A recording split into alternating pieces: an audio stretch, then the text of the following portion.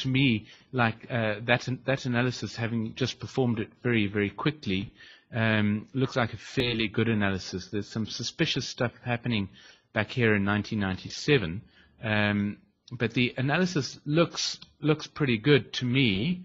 I'd need to spend some more time looking at it and talking about it. But it looks to me there's a straddled 80-day trough over there, which doesn't look terribly good, but it looks fairly good.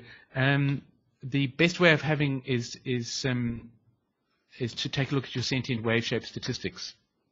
Okay, take a look at your wave shape statistics and see how many inverted patterns there are. There we've got 400 roughly bull patterns and about the same bear patterns, and I've got 10, 24, I've got 38 inverted patterns.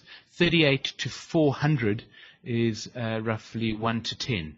So I say that's a pretty good analysis. So Jose, how's that for a real off the top of my head answer?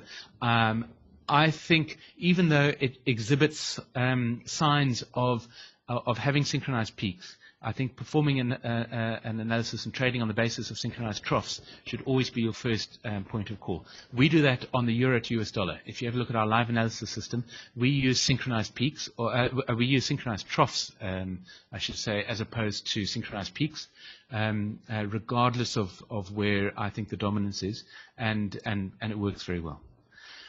Okay, let me come back to John's. Let me come back to John's question, and in fact, let's create a chart quickly in Sentient Trader, and let me just close some workspaces because I've reached my workspace limit. So let me close gold. Right. Sorry, let me just clean up this workspace.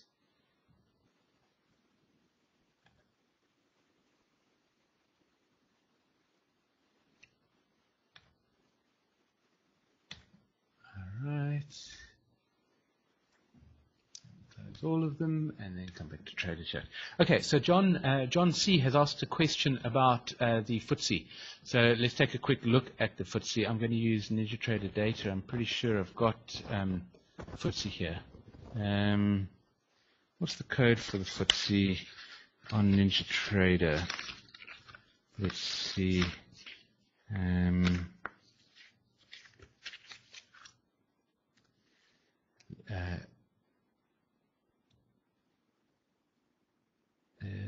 You would have expected it to be F, but it's not.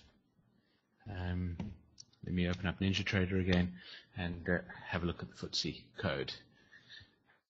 All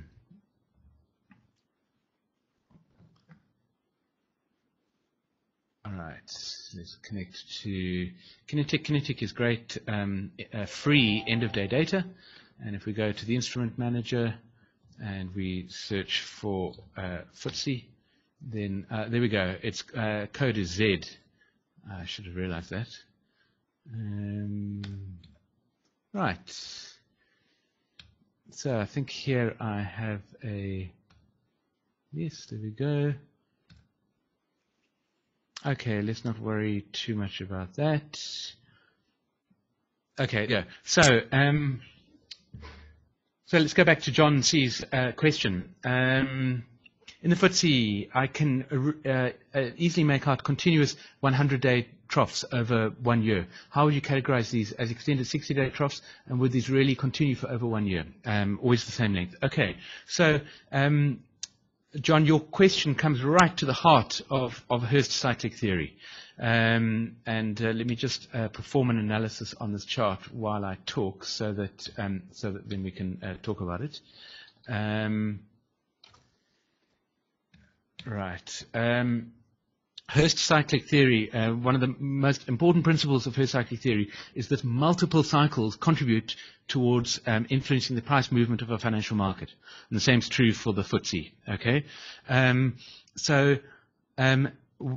those cycles combine because of specific sort of a mathematical arrangement that Hurst proposed, a way of combining those cycles.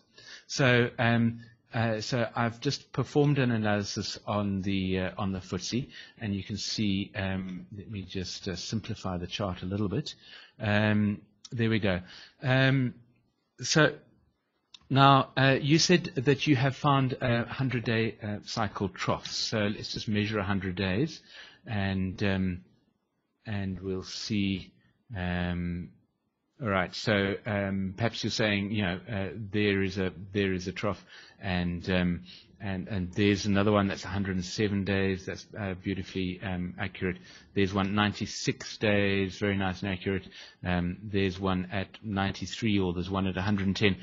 I imagine that you're doing something like that, which is what most cyclic analysts do, but it's not what Hurst cyclic analysts do. And the reason for that is because of the fact that that Hurst cyclic theory stipulates that multiple cycles influence price movement, and price moves because of the influence of all of those cycles together. And there are a few very simple mathematics involved.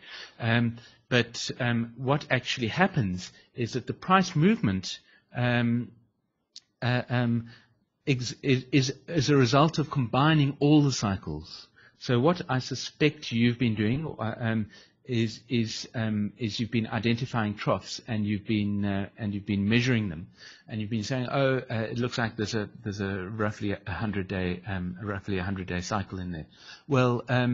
Well, in fact, using Hurst cyclic theory, one uses a different approach, and one looks at how the cycles subdivide and how they break down, and how the shorter cycles work within the cycles, so that those cycles cycle troughs that you've identified would be identified probably as different cycle lengths. So in fact, here if we zoom in at the last 18-month cycle, that's an 18-month cycle which, according to this analysis, was in fact a very short cycle. There's the principle of variation, which stipulates that cycle lengths are constantly varying. Okay, so the really important troughs that maybe show up to you are the result of cycles synchronizing at their troughs and just happening to form a perfect rhythm.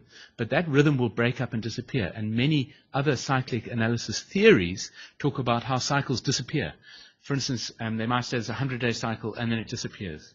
Cycles don't disappear according to Hurst cyclic theory. They're always there, but they're constantly changing and shifting because of the way that they combine, and because of the fact that cycles are constantly varying in length. They breathe, if you like. Cycles have a sort of breathing room, and so if you have a look at this analysis of the FTSE, and let me put on the semicircles, you can see that this analysis has found very nice regular cycles, but they're all slightly different in length. Okay, and there's a constant variation. Here, for instance, there's an 18-month cycle that lasted 17.1 months. The next 18-month cycle lasted 22.4 months. The next 18-month cycle lasted only 14.2 months. So you see, there's variation, there's breathing in the picture. So I hope I'm answering your question properly. But the correct way to perform a Hurst analysis is to start at the top with the long cycles. There's a very certain process that you have to go through. You identify the longer cycles, and then you go down to the shorter and shorter and shorter cycles. And you identify how the cyclic model, which is a flexible model, and it breathes and it expands and contracts subtly over time. So you work out how that model has broken down all the way down to the 5-day cycle level, or if you're using intraday Sentient Trader, all the way down to the 3-minute level. You can look at how cycles have combined. So So I hope that answers your question. The basic answer is that the 100-day cycle troughs that you have identified, according to Hurst cyclic theory, will possibly be occasionally 4.5-year cycle troughs, 40-week, 20-week, 80-day, and all that kind of thing. But they formed a particular rhythm because of the variation that cycles are suffering from. So I hope that's answered your question. Put another question in there if it hasn't properly. Okay. One of the big dangers I see. Okay, great. One of the really big dangers, John, with other methods of cyclic analysis. I'm a Hurst evangelist. I believe tremendously in Hurst, but I don't bash other cyclic theories. But one of the big dangers with other cyclic theories tends to be that cycles seem to appear and then disappear. And when you look at it in terms of Hurst cyclic theory, there's a reason why that seems to happen, and that's got to do with what I've been speaking about now, with variation and that kind of thing. Okay, so anyway, all I can do is encourage you to look further into Hurst. Hurst answers a lot of those questions.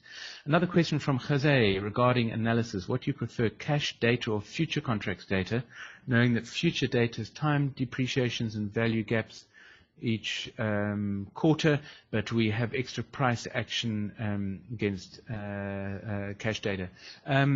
Jose, I spend lots of time sort of looking at that and wondering about it, and I personally prefer future contracts because they're continuous, because they work 24 hours a day, and the price adjustments and the value gaps that happen when rollovers happen and so on. I believe they have very little impact on the actual analysis. You should always be working with back-adjusted data, so that when a rollover happens, the data gets back-adjusted, so that it looks continuous. The danger with that, of course, is if you're actually trading it, you can actually end up with negative trade prices and so on, which is a very big problem. But the simple answer is I prefer futures contract data, because futures contract data tends to be the cleanest. More people look at futures contract data, I believe, than the cash data, and futures contract data is just my personal preference. But that's very much a personal preference. Okay, I hope that answers your question. I think there are arguments either way. All right. Well, wow. So that was a jam-packed trader chat. If there are any other questions, I am happy to keep to stay online and to keep answering questions. But thank you very much, everybody, for joining me, and I look forward to seeing you next week. Let's see whether gold